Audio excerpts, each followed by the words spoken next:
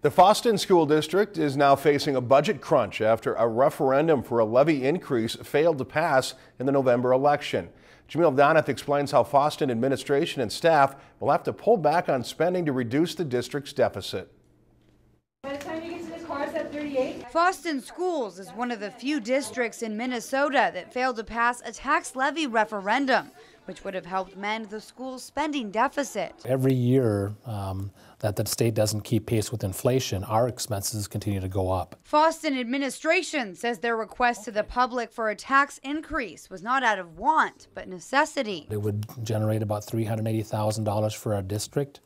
And that would not make us flush with money. It would basically get us to about a balanced budget. While Fosston's current levy of $700 per pupil remains intact till 2015, because their $1,300 levy increase did not pass, they'll be looking at cuts of around $150,000 in the next year. We got to try and make the best decision for everybody, for the kids, for the school, for the community, and that's really what we're looking at. Staff from all departments now have to evaluate their spending and cut a necessary percentage of their budget. Anything you cut, it is affecting the kids, period. Teachers will have to make cuts in supplies and transportation costs. What am I going to do that's not going to affect the kids' understanding?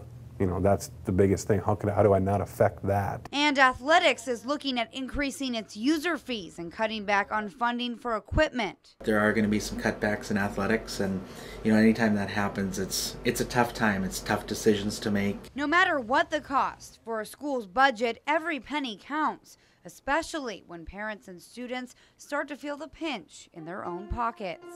Jamil Doneth, Lakeland News.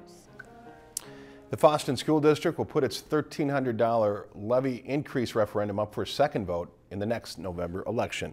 If you've enjoyed this segment of Lakeland News, please consider making a tax-deductible contribution to Lakeland Public Television.